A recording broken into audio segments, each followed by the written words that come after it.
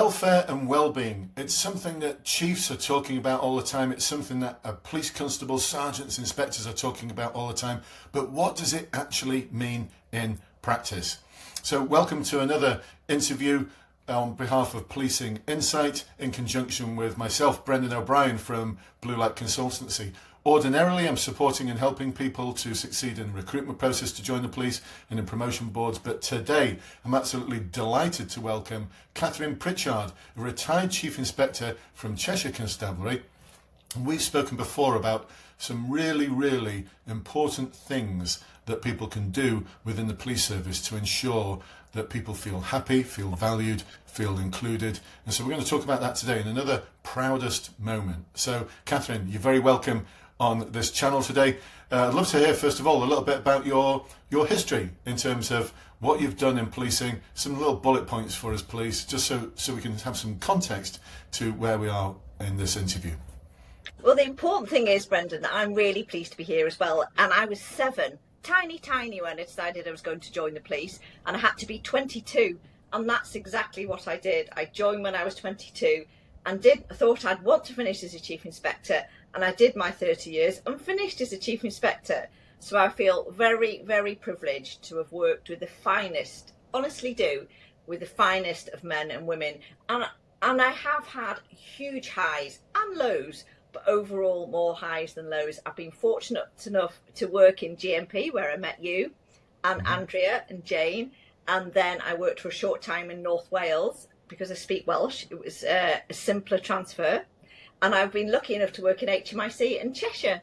So I do feel incredibly fortunate, and I have, as I say, met the finest of men and women and had the most rich experiences, good and ones that have really I found the learning from and have taught me how I want to be treated, and how, more to the point, Brendan, I think we'll come on to how I think we should treat others. Awesome. Yeah. We've talked a lot about this, and I didn't know that. I've just learned something new. I did not know you spoke Welsh. I mean, I haven't spoken it for a number of years, but I had to do my interview I had 3 days notice after 20 years not speaking it, and had my interview with Richard Brunstrom. Do you remember him? Yes, yeah. In Welsh. And they said, can you speak Welsh? And confidently, I said yes. But then, luckily, Brendan, I'm a champion hoarder, and went to scurry in the loft and found all my exercise books from my Welsh school and prepped and did my interview in Welsh. Awesome. That's brilliant. Well, anyway, I was going to try and ask you this question, and I'll ask you to answer this question in Welsh, but let's not do that because some people may not understand it, unless, of course, they're Welsh and they speak Welsh. But what I'm really interested in, it's something we've spoken about at length before, is your story in terms of something that you're very proud of that you managed to achieve. And I know it's something that was a very personal journey for you, and I'm very grateful for you being happy to share that journey with us today. So, Catherine, something that you're really proud of that you managed to achieve, that you managed to do whilst you were in the police service. Oh, thank you for that opportunity. One of my proudest moments, I think, well, I look back, and when you ask me, they're all to do actually, and I learned something about myself, they're all to do with helping people. And my biggest achievement was when I held a webinar for 230 people, and I found my notes from it. It's about cancer and the OK, the Oscar Kilo, the National Wellbeing site, because I felt I was diagnosed with grade 3 breast cancer 8 years ago for the first time, and had a double mastectomy, and had 6 months of chemotherapy, and I lost my hair and radiotherapy. And I came back to work with Cheshire. What I realised during that experience, looking around, that there wasn't any specific support networks, and yet 50% of police personnel, police staff and officers go through cancer, or their close family. So it's a huge amount, Brendan, a huge amount, and yet there's nothing specific. And what I really found was HR were willing, but they're not skilled to deal, and a little bit nervous to say the wrong thing and to do the wrong thing. And I felt that very strongly. So I approached the OK, the National Wellbeing site, and we held webinars, and they started small, and I set up a small cancer network, and then it grew, and we had, as I say, a National Wellbeing cancer website, a series, and I felt so proud. And they were 2 hours long, and the feedback I got, and 60% of those online here, because did a poll at the end, had cancer themselves or had had it, and said the joy and the networks they created and the strength to get them through that. I think that is my proudest moment, because without that, those connections and that support, we had one male sergeant that did it from his hospital bed in Liverpool at Clatterbridge. He wanted to be involved and he wanted to hear how I dealt with it, how I was back at work, how I transitioned back to work. And when that finished, I thought, that was a good day. That was a good day. Yeah, really special. Today I made a difference. Yeah, and I really felt that. I really, really felt that, and made the difference. Yeah, I really, really did. And then I got the cancer again 6 years later, and I've been in a good, positive health frame now for 18 months.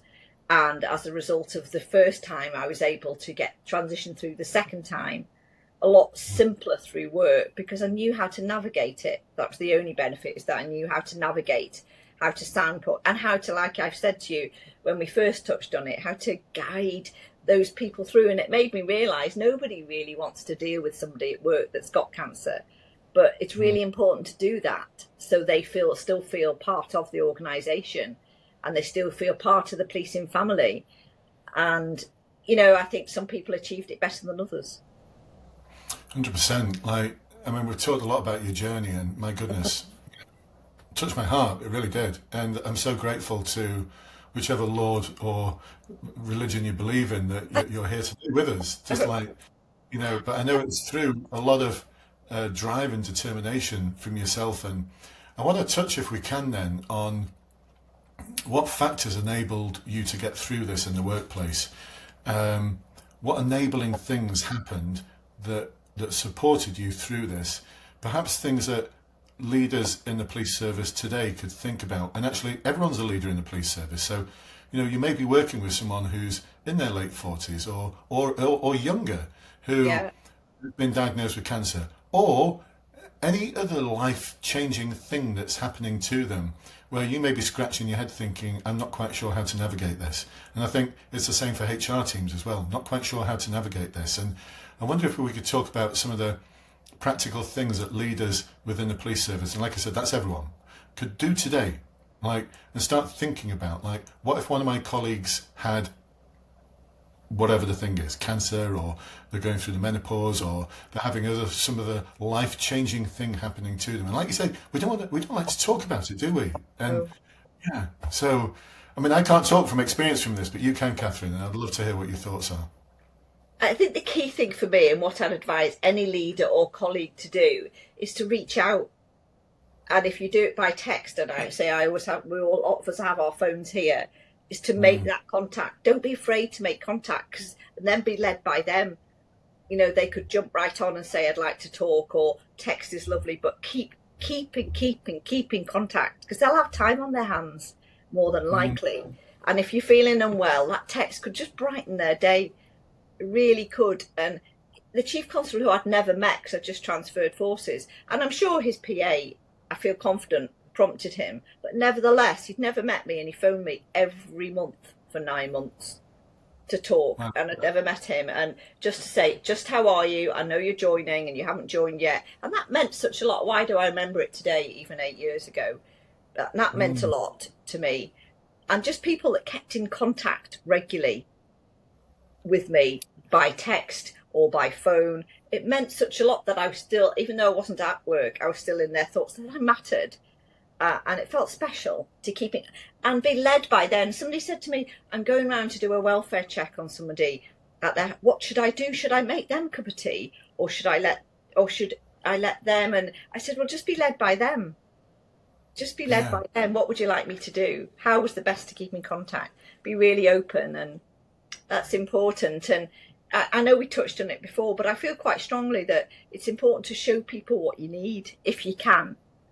And if you can't, sometimes you might not even, and had days through the chemotherapy, I was so weak I couldn't get dressed.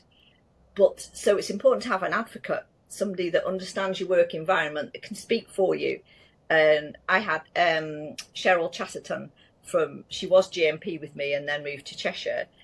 No, And she Cheryl. was, yeah, and she phoned me every third week after my cycle and just chatted about dogs, about walking, about, but it meant such a lot, and I felt communicated with.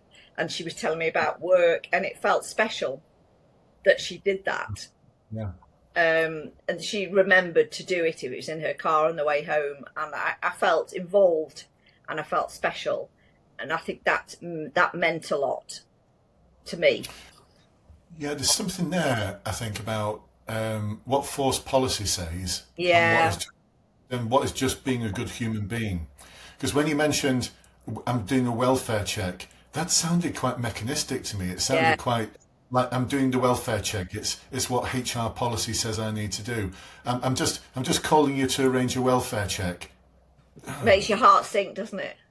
Yeah, like oh, yeah. So you don't really care about me, but Yeah. you're doing something. Yeah. So everything you've just described there, I'm probably quite sure is not in the policy.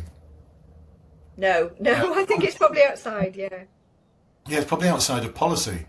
And I'm just wondering here then, like, if we really do believe in enabling the happiness and well-being of our officers, whatever that really means. We talk about welfare and well-being sometimes, and I think it's just sort of Yeah. become a phrase that gets thrown around. But you know, what can you do to make it systematic as a leader Yeah. without it seeming systematic, Yeah. without it seeming like, right, it's the third week of the month, it's time to give Catherine a Yeah. call. But it's not. I don't want it to be like a welfare check because I'm genuinely, passionately want to care for this person Yeah. and as an advocate for them. So I don't know. Your thoughts on that, Catherine? Well, I think it's again. Cheryl and I used to say. She said, "When do you want me to call again?" I said, "Well, how about the same time in 3 weeks?" She said, "That'd be good." So it wasn't "I will call." It's like, when is a good time for you to call? And if I didn't answer, that would be okay, or if it wasn't a good time. But she would say, "When's a good time?" So a halfway house almost, Brendan, between what the policy says, but also what's a genuine caring for somebody in your team. That's the key, and led by them. Yeah, and I think I once remember hearing a phrase like the best way of genuinely caring for an officer, because someone asked, well, how do I genuinely care for an officer? Like, well, just genuinely care for them. just, just it's as simple as that. You know, if you don't genuinely care for them, they will notice it. They will notice it. And Yeah, I don't want us to talk about the things that didn't go right. I want us to focus on, look, these are the things we're exactly. proud of, and what can we do to help other people build on those things. So, yeah, doing good policy, doing good human policy, Human like policy. having, yeah, without having to necessarily look it up, or maybe doing the good human thing first, and then maybe as an afterthought, thinking, what does the policy say? Oh, I'm doing 10 times more than that. Like I'm doing Yeah, 10 times. Yeah, and not seeing it the policy as like a minimum. That this is the minimum I should do. Oh, I've done that. I've ticked all the boxes. Um, yeah. All right. What else then, Catherine? What else would you have said? What based on your experience, and I think you've got experience that a lot of officers have not had, or but may have at some point in the future. yeah, You know, touch wood they don't, but they may have because, as you said, so many people go through cancer or know someone who's gone through yeah. cancer. Yeah. What else did you find was particularly supportive throughout your process? Something that you think, you know, if we could just like double that, treble it, 5x it across the country, we would have much happier people either returning back to work, or if they couldn't return back to work, they're still really happy with the way they've been treated. They're still like really proud and you know, they're walking out the door on the last day thinking they did their best for me. So Yeah. what else can we pass on there? And I did think Cheshire did the best for me, and I think the key thing is the physio. So there were times when I thought, oh, I can't get dressed, but then because Cheshire helped me out to have a physio and a kind of a rehabilitation coach. There was times when I said I can't move, but he said, let's go to your garden, and he called it a wilderness gym, and all I had was a little row of carrots. And we'd step over it and step back. And he said, you've done a workout now. And that was Monday morning. I remember thinking Monday morning, oh, I can't do it. And then after he'd been, and I'd been in my wilderness gym, of course, which it wasn't now, I realise, and they helped me pay for that. I asked, could there be some funding towards it in the Federation? And the funding helped me towards pay for a wig, and Yeah. helped me pay for this rehabilitation coach. So at the end, when the cancer nurses looked at my stats and they said they were healthier than a lot of people 45, which is 9 years younger than me, because I'd worked really hard at trying to keep active, thanks to Cheshire. Mm-hmm. But those kind of things were available, and I kept in close contact with the Federation and asked for a lot of help, and I got that help. So, that's important to ask. Yeah, and that's from an individual's perspective. And I'm thinking, like, if I was a leader with someone who was going through this, what could I do to preempt that? Like, to find out, what does this individual really need? And if they don't know what they really need, they don't know what they don't know. Like, what can I do to actually find out what they know on behalf? You mentioned that word before, advocate. Yeah, it's really important they have somebody, they choose, again, going back to what they choose somebody they can relate to and be honest with, that can then access to the Federation as their cancer support groups within that force. They talk about super forces coming up within that conglomerate of forces, or I know South Wales are very active, Cheshire have become, what forces, it doesn't matter which force you're in, but what cancer group can you access? What other things are they talking about? What's good? And the counselling as well was really important. Specific counselling on that was really important. So an advocate that they feel comfortable, that I felt comfortable with, and then they can look around and be the strength when you haven't got it.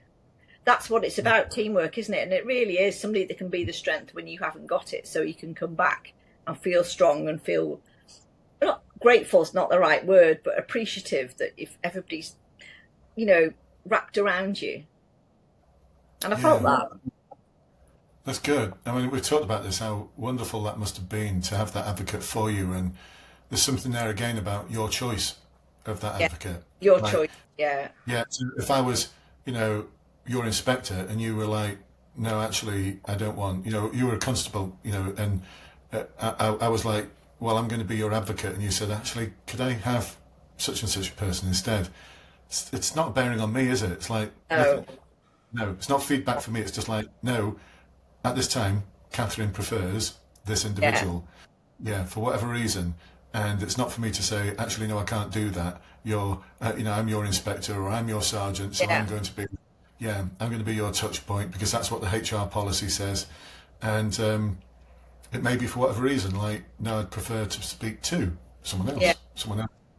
And it's not always easy because there may be times when you could physically fit to be going back to work, but you might not feel able to go back to that role. So it's somebody that you feel not only can support your welfare, but somebody that understands the culture and the environment and what you feel able to do and understands what's required of you as well. So professionally, you trust them, and also welfare-wise, you trust them as well. So building that bridge back into the workplace and helping you build that. Yeah. So let's, your story is fascinating. We could talk forever. Actually, we have talked forever about it. And I feel so privileged that you've shared elements of your journey. Going through cancer twice, like, it's incredible. And here you are now, like, just an amazing individual, loving life. Probably a good place to end, isn't it? This conversation today with Catherine. It's an absolute privilege, Catherine, to sit with you and listen to your story and the messages that I hope others will watch this and listen to it and think, I'm feeling a bit more encouraged now. I'll be that advocate. I'll be that advocate. I want them to be. Yeah, amazing. Well, listen, Catherine, thank you again so much for joining us today. For the